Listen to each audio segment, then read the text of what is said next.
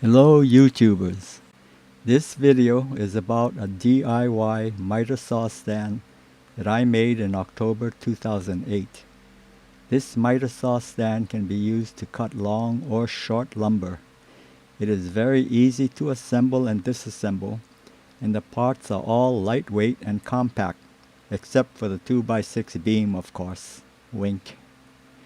Unlike a big boxy type miter saw stand that requires its own space in the shop or garage, this miter saw stand can be stored in a minimum amount of space.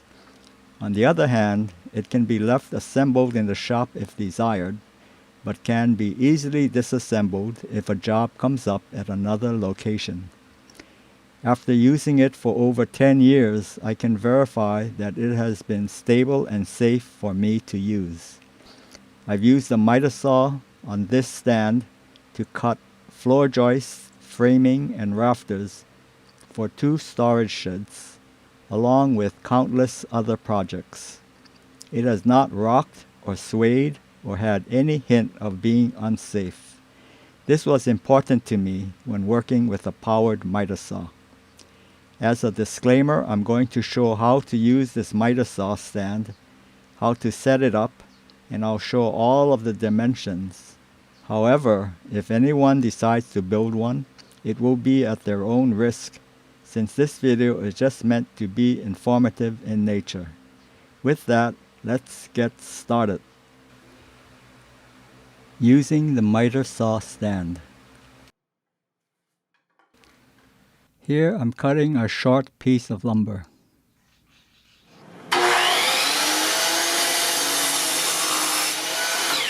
That short piece did not require use of a side support stand.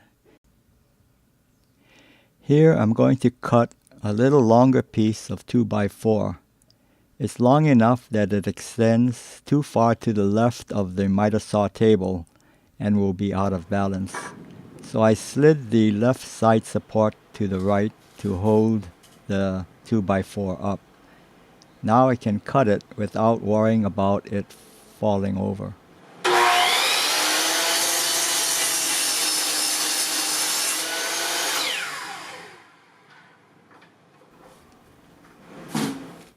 Now I'll show how to set the stand up to cut multiple pieces of lumber to the same length.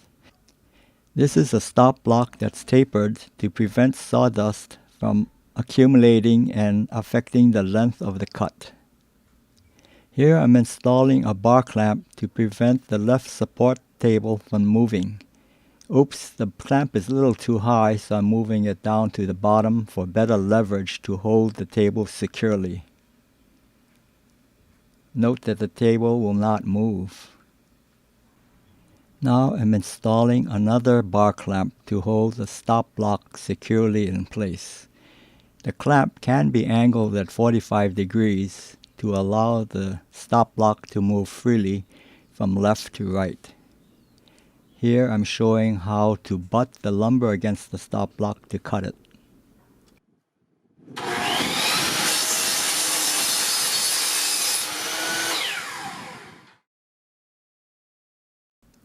Now I'll show how to reposition the side support stand to cut a longer piece of 2x4. Note that for even longer pieces of lumber, the miter saw assembly can be repositioned to the right to accommodate the longer pieces. I won't actually cut this 2x4 because I need it, just demonstrating the positioning of long 2x4s. When cutting lumber in the middle, position the right support stand to hold the right side of the lumber up. How to assemble the miter saw stand. First, place the 2 sawhorse legs about 7 feet apart. Leave the jaws of the legs open wide enough to accommodate the 12-foot long 2x6 beam. Lower the 12-foot long beam into the jaws of the sawhorse legs, and then spread open the legs so that the jaws tightly grip the 2x6 beam.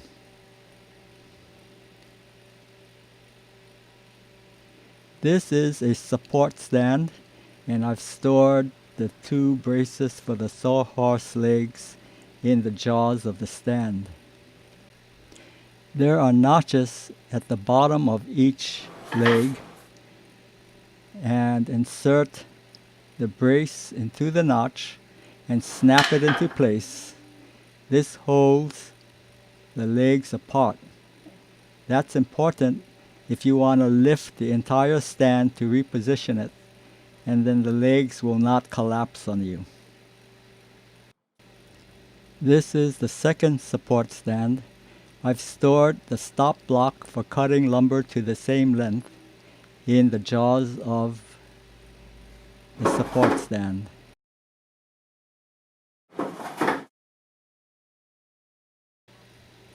This is the platform to hold the miter saw.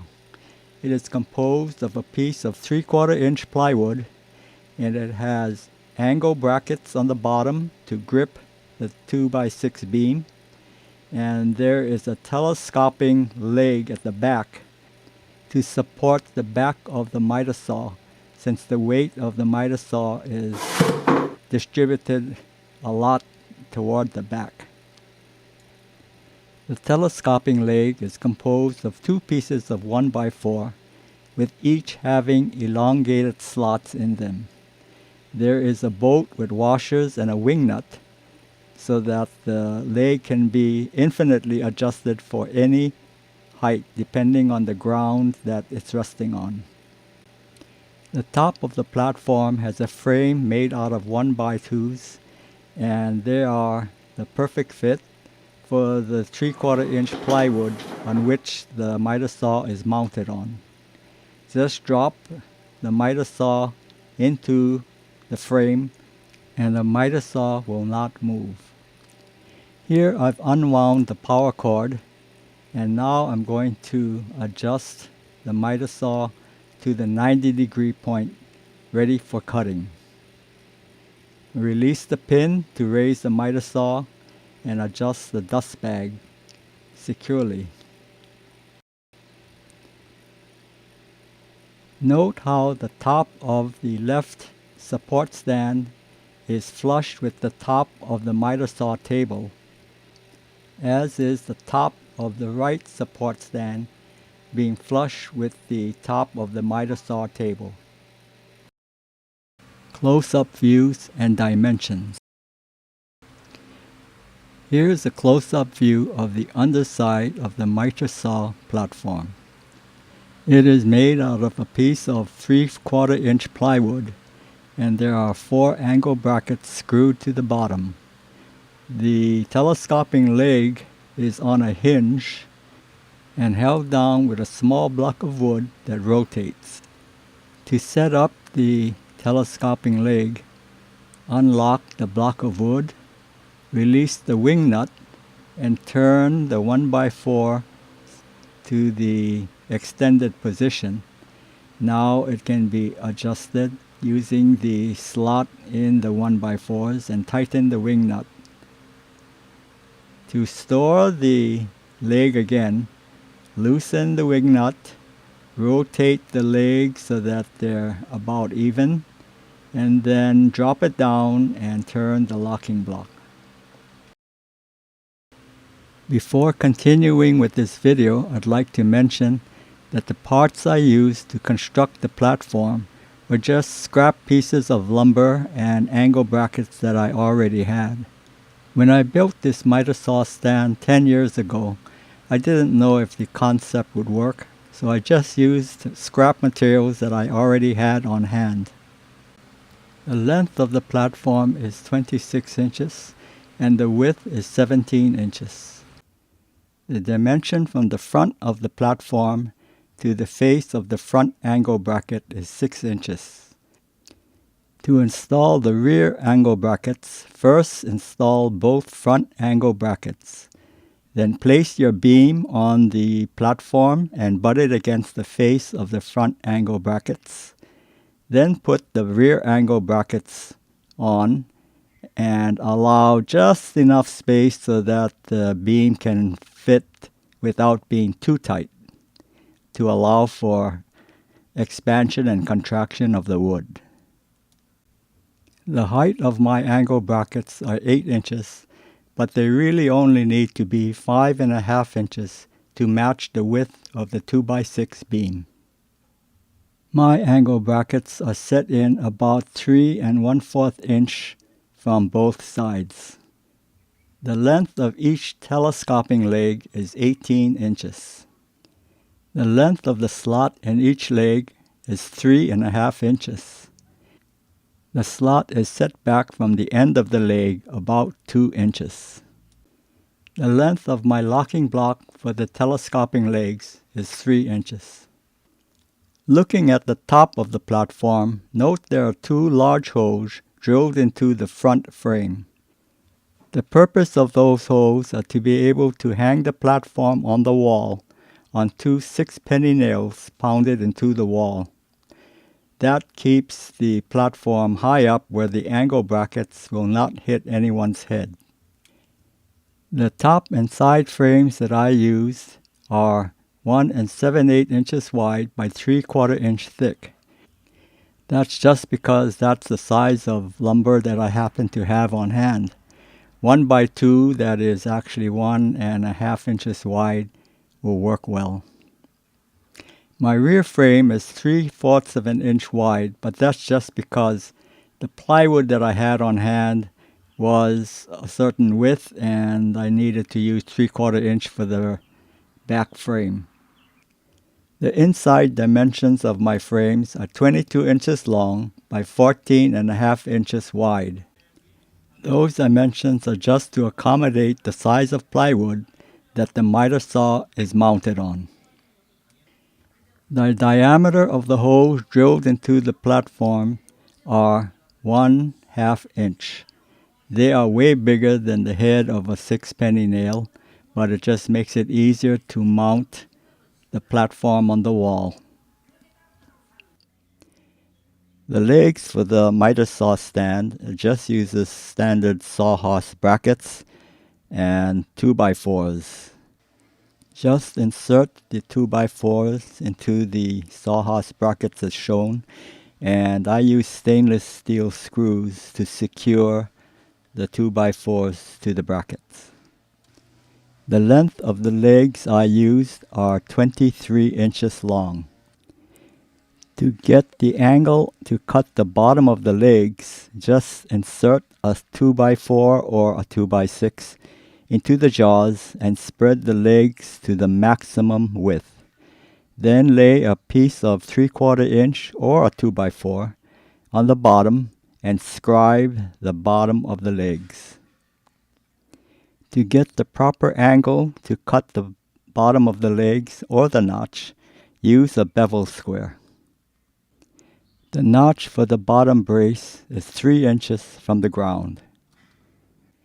The notch should not be more than 1/8 of an inch deep.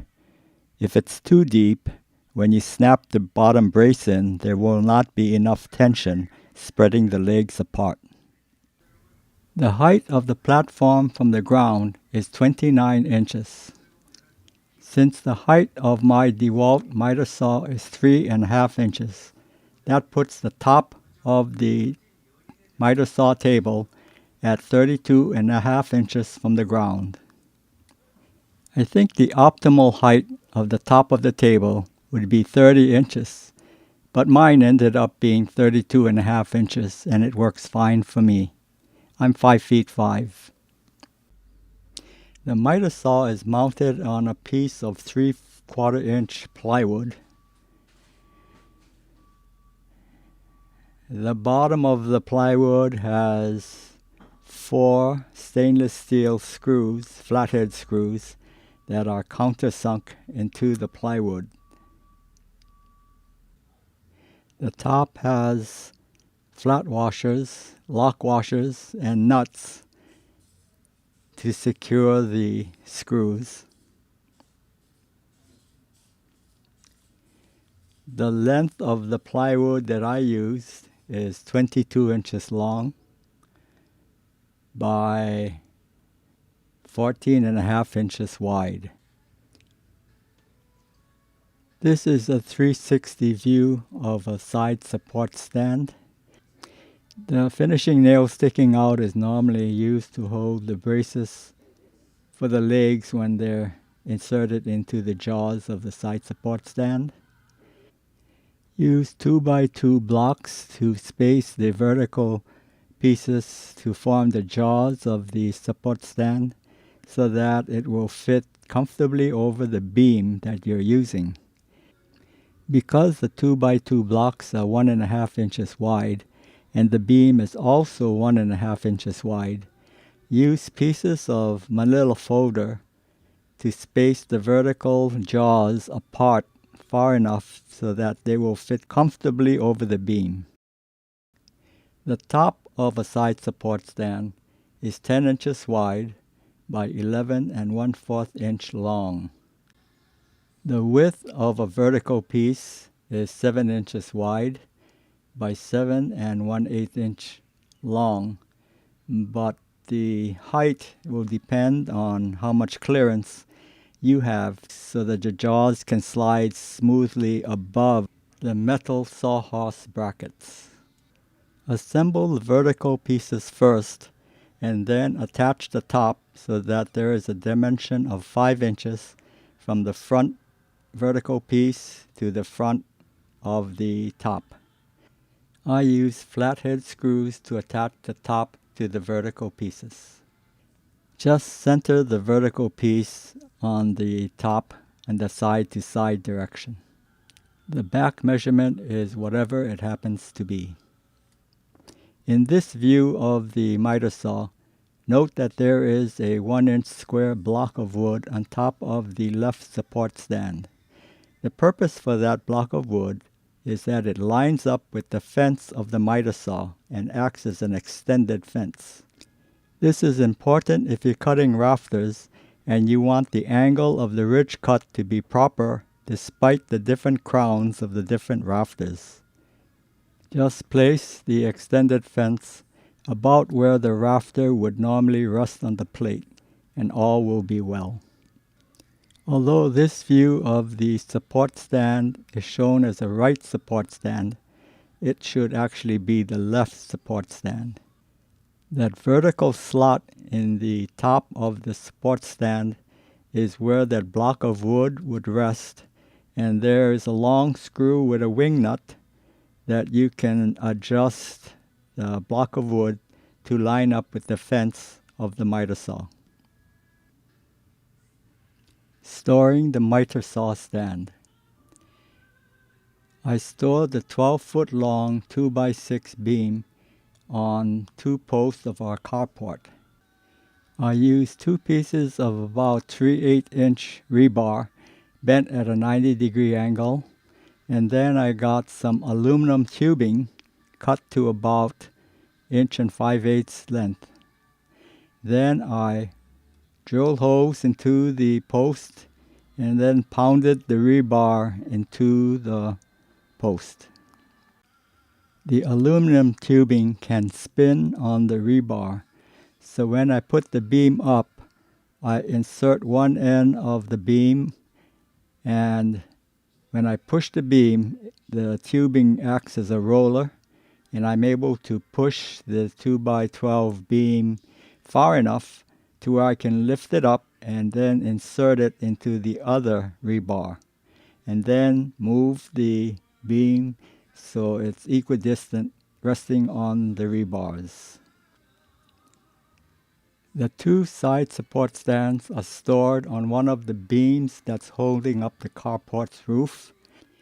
Each stand has 2 large holes that fit on common nails that's pounded into the beam. The 2 leg braces and the stop block are stored in the jaws of the side support stands. There are long finishing nails inserted into pre-drilled holes to ensure that the parts do not fall out of the jaws and hit someone's head. The platform is stored high up on a wall to ensure that the protruding parts will not hit anyone's head. The legs are just stored in a closet in the carport. This concludes this miter saw stand video. Please give it a thumbs up if you found the information to be useful. I've already posted a video on a quiet box for generators and air compressors. Do a YouTube search for 5x Quieter to view that video. Upcoming videos that may already be posted by the time you are viewing this are: number 1, a DIY scaffold that will be posted soon. 2, how to install hurricane plywood on a house, and a method that I worked out using pulleys and rope where one person can lift and install the heavy plywood. 3, a plywood and drywall carrier that can be adjusted to carry doors and various thickness panels.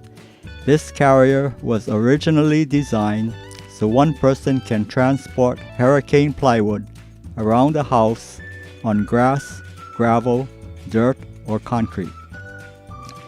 Number 4, how I cut down the high point of our concrete driveway using a jig and an angle grinder to allow our 2019 Honda Odyssey to enter our carport without scraping the low clearance catalytic converter. 5, drip irrigation for potted and ground grown plants using commercial grade Hunter XC timer with anti-siphon valves located near and very far away. Especially useful when we go on vacation trips without having to bother friends to water our plants. 6, a review of the Daiwa 2500 spinning reel with detailed measurements that's missing from other reviews. And 7, a review of the Client Tools 55600 17-quart Tradesman Pro Tough Box Work Cooler with detailed measurements that's missing from other reviews. This is the best fitting cooler for the Max Sports collapsible folding outdoor utility wagon that I could find after hours and hours of research. Subscribe to my channel to be notified when videos are posted. Don't forget to click the bell icon to receive notifications. Thanks for watching and hope to see you in the next one.